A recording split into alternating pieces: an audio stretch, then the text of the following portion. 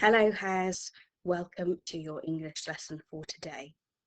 We're going to carry on looking at setting description and really making sure that we can notice it in the writing so that later on we'll be able to use really good examples of setting description.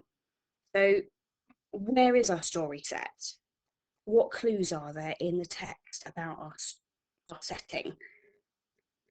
So most of us will have noticed that it says clearly we're in Tobago. We know that's in the Caribbean, but how does the writer reinforce that idea?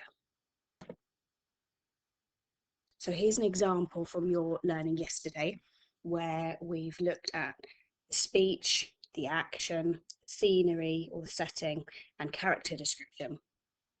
Now, some of you might have noticed that actually, there's not a lot of red in this document. There's not a lot of description about the characters in this story. Chosen this story to show how a very different setting is communicated to the reader. So as we read through, I can see here Ellie has highlighted her setting or scenery in yellow. A good example of how a setting's described by the author is that the air was stifling, there were strange smells. Okay, so those are the type of clues that we're looking for. We're going to have a closer look at that evidence today. Your task is to draw a table like this on a piece of paper or in a book. You could do it on a Word document if you like. And I'd like you to think about the word or phrase that gives you a clue about the setting, and then about the impact on the reader. Okay, we've got Arlo, the author here, and as an author, he's constantly trying to use vocabulary and phrases and similes that are going to paint a picture in the reader's mind. So we said that the air was stifling and there were strange smells.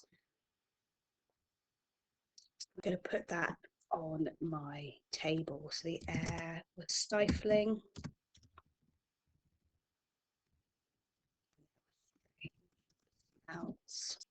Okay, so already I'm getting a feeling of discomfort. Okay, struggling to breathe and not wanting to breathe. So if the air is really, really hot, it's not pleasant to breathe. So breathing.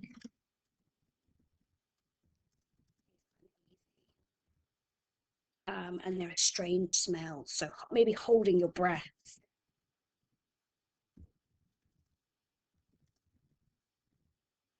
I don't know about you, but when I read, sometimes I giggle, sometimes I gasp.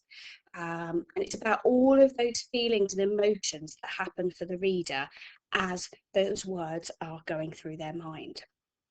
Okay, so the air was stifling, breathing's uneasy, strange smells. You might want to hold your nose, pinch your nose and hold your breath. Okay. So back to our document with the text from yesterday, looking at those bits that you've highlighted in orange or yellow or what have you, and really unpicking what we're being told about Tobago, and then how does that make the reader feel?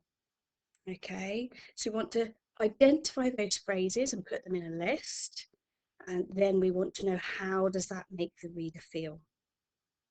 If you'd really like to challenge yourself today, if you think that's a bit too easy, then you can look at creating words or phrases that create the opposite feeling. So what might make you feel refreshed? And you can do that in a similar way on a table like this, the words and phrases and the impact on the reader. It would be great if you could attach those to the assignment so I can see what you've done. There's guidance videos to help you how to do that. If you need any help, just drop me a message in the chat function. Have a great day.